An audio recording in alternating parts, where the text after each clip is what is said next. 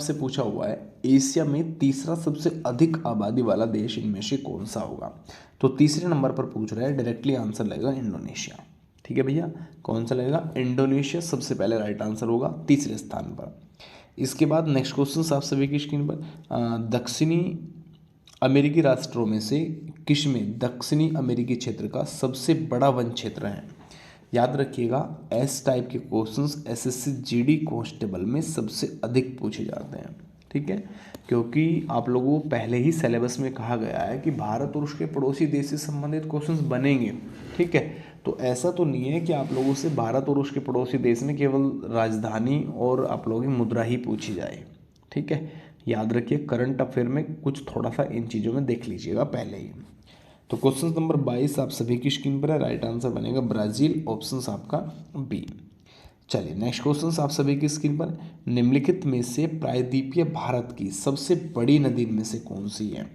प्रायद्वीपीय भारत की पूछा हुआ है। अलग अलग तरीके से नदियों से संबंधित क्वेश्चन 100 के 100% बनता है, याद रखिएगा।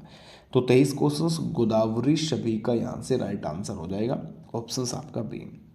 इसके बाद देखिएगा नेक्स्ट क्वेश्चन आप सभी की स्क्रीन पर, संयुक्त राष्ट्र द्वारा मानवाधिकारों की सार्वभौमिक घोषणा को चिन्हित करने के लिए हर वर्ष किस तिथि को अंतर्राष्ट्रीय मानवाधिकार दिवस मनाया जाता है? ये पॉइंट है। अब देखो एग्जामिनर थोड़ा सा इस चीज़ को समझता है कि क्वेश्चन पेपर में थोड़ा सा क्वेश्चन को बड़ा बना के पूछते हैं, जिसमें कुछ बच्चे बीच में ही क्वेश्चंस को पढ़ते पढ़ते छोड़ देते हैं और लास्ट तक ये भी नहीं देखते कि पूछना चाह क्या रहा है। ठीक है, इसी लाइन में पूछ सकता था कि राष्ट्रीय मानवाधिकार दिवस बता दीजिए कब होता है, लेकिन नहीं, बढ़ा के पूछना है। चलिए जी, कोई बात नहीं। 24 में राइट आंसर 10 दिसंबर सभी का राइट हो जाएगा, सिंपल क्वेश्चन। 1 दिसंबर की अगर बात करूँ, 1 दिसंबर को एड्स दिवस मनाया जाता है, याद रखिएगा। इसके बाद नेक्स्ट क्वेश्चन आप सभी की स्क्रीन पर, केंद्र की कार्यपालिका शक्ति निहित इनमें से किसके पास होती है? तो 25 क्वेश्चंस बहुत अच्छा है और ये अनुच्छेद 53 के अनुसार होती है, राष्ट्रपति के अंदर निहित होती है। ठीक है ना, कार्यपालिका की शक्ति राष्ट्रपति के अंदर होती है। और भारत की वर्तमान राष्ट्रपति कौन है, आप लोगों को कमेंट सेक्शन के अंदर सभी को करना है, और वर्तमान उपराष्ट्रपति कौन है? ठीक है ना। चलिए, तो राष्ट्रपति अनुच्छेद कौन सा लगेगा? 53 यानी कि 53 अनुच्छेद के अनुसार। इसके बाद नेक्स्ट क्वेश्चन आपके स्क्रीन पर, राष्ट्रीय सुरक्षा परिषद का अध्यक्ष इनमें से कौन होता है? 26 क्वेश्चन राष्ट्रीय सुरक्षा परिषद का अध्यक्ष पूछा हुआ है। तो 26 क्वेश्चन की अगर मैं बात करूँ, इसकी जो स्थापना हुई थी 1998 में इसकी स्थापना होती है, और इसका जो अध्यक्ष होता है वो प्रधानमंत्री इसका अध्यक्ष होता है, और सचिव राष्ट्रीय सलाहकार होता है। ठीक है ना, तो राइट आंसर 1998 में स्थापना। ये बहुत अच्छा पॉइंट है, डायरेक्टली पूछने के चांसेस बनते हैं। इसके बाद भारत में सशस्त्र बलों का सुप्रीम कमांडर इनमें से कौन है? 27 question, right answer option A बन जाएगा राष्ट्रपति। कौन होता है? राष्ट्रपति सभी का राइट। इसके बाद अंतर्राष्ट्रीय न्यायालय किस देश में स्थित है? अंतर्राष्ट्रीय जो न्यायालय है वो किस देश के अंदर स्थित है भैया? तो एक चीज़ थोड़ा सा इसके बारे में बताना चाहूँगा। अंतर्राष्ट्रीय न्यायालय की जो स्थापना है वो द हेग में है बेटा, नीदरलैंड के अंदर, याद रखिएगा। और इसकी जो स्थापना हुई 3 अप्रैल 1946 को स्थापना की गई थी, और इसमें न्यायाधीशों की संख्या 15 रखी गई है। ठीक है ना, याद रखिएगा। मोस्ट इम्पोर्टेंट फैक्ट है, कई बार पूछ जाता है कि इसकी स्थापना कहाँ पे हुई थी, इसका मुख्यालय कहाँ पे है। ठीक है ना, तो अंतर्राष्ट्रीय न्यायालय किस देश में स्थित है? आप लोग ध्यान रखिएगा, नीदरलैंड द हेग में। किसमें? The Hague, Netherlands. ऑप्शन आपका ए। चलिए नेक्स्ट क्वेश्चन आपकी स्क्रीन पर, पेड़ पौधों में निषेचन के बाद अंडाशय परिवर्तित होता है। तो 29 क्वेश्चन आप सभी की स्क्रीन पर है, किस में होता है? फल के अंदर होता है। चलिए जी, ये देखिएगा नेक्स्ट क्वेश्चन अच्छा क्वेश्चन है, मोस्ट इंपॉर्टेंट, बड़ा क्वेश्चन लगेगा लेकिन अच्छे से कर लीजिएगा भाई इसको। ठीक है, इसमें आपसे पूछा है हाँ बिल्कुल, ठीक है, क्षतिग्रस्त CFL और फ्लोरोसेंट ट्यूबों का निपटारण सुरक्षित रूप से किया जाना चाहिए, क्योंकि इसमें डैश आपको दिया हुआ है, वाष्प होती है जो स्वभाव में जहरीली होती है। डायरेक्ट बहुत सिंपल तरीके से पूछ रहा है कि CFL जो होता है उसके अंदर कौन सी गैस है, पूछ रहा है ना। ज़्यादा बड़ा क्वेश्चन लगा रखा है बस केवल। तो ऑप्शंस आपका यहाँ पे अगर मैं बात करूँगा, पारे की, किसकी? पारे के। इसके बाद पौधों में पानी और पोषक तत्व के परिवहन के लिए संवहनी ऊतक को कहा जाता है? सही आंसर 31 क्वेश्चन आप सभी की स्क्रीन पर।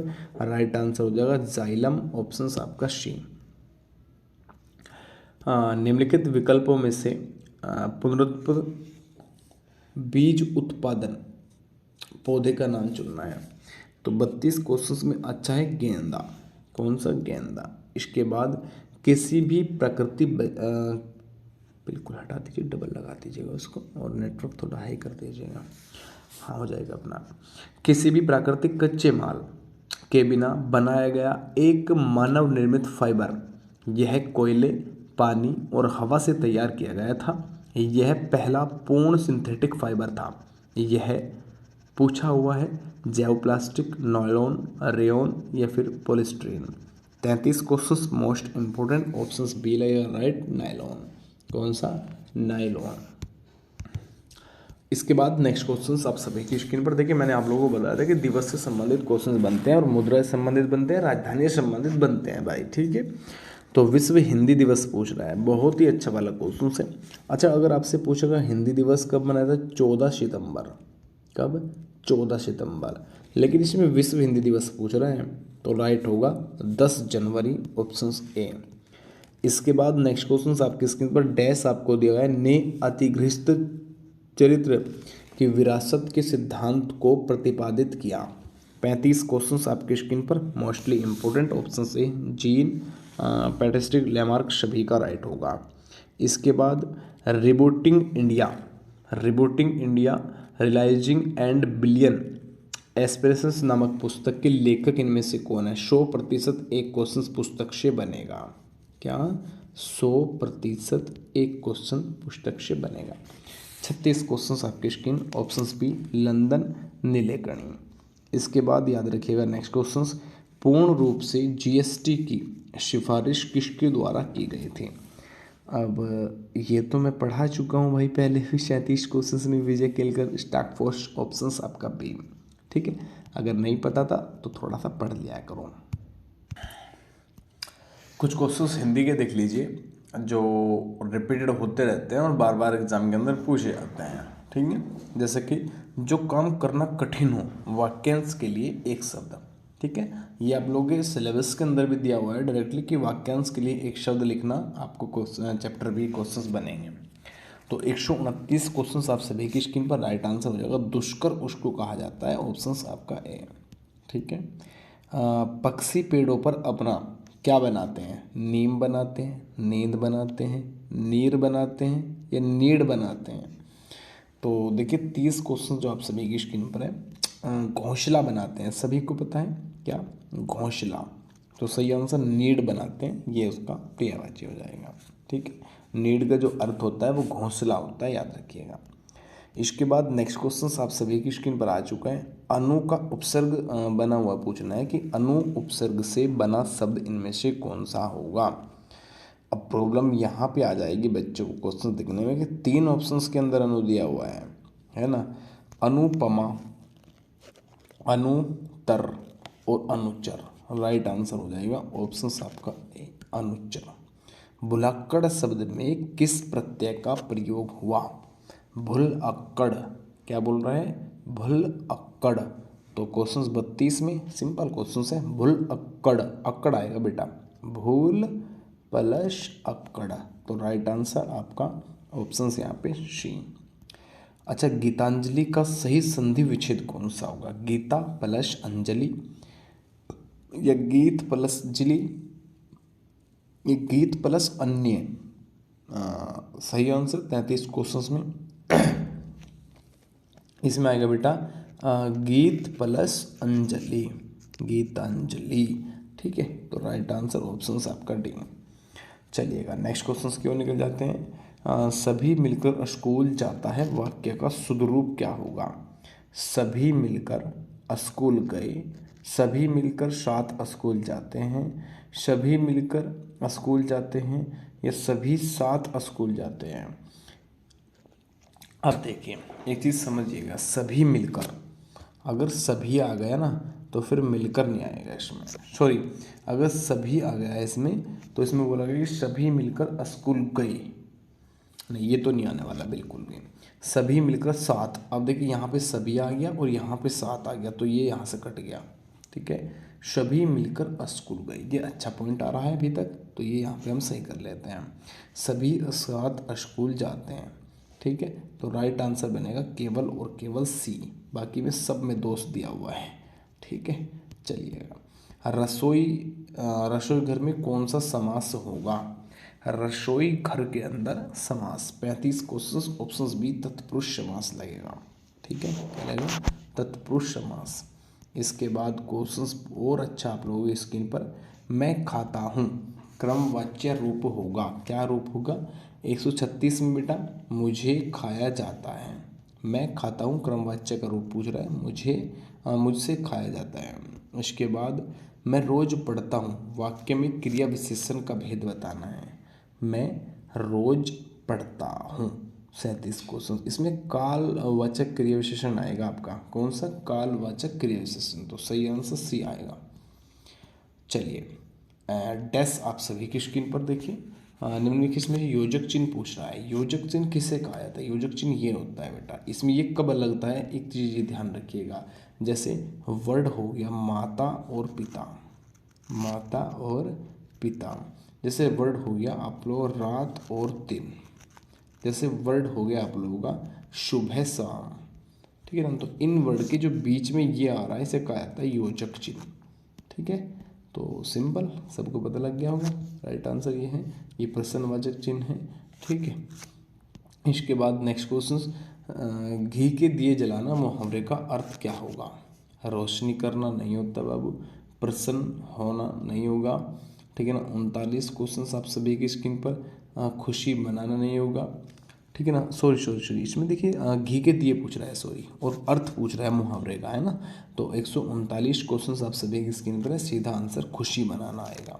ठीक है ना, रोशनी करना नहीं आएगा, प्रसन्न होना नहीं आएगा, घी लाना नहीं होगा।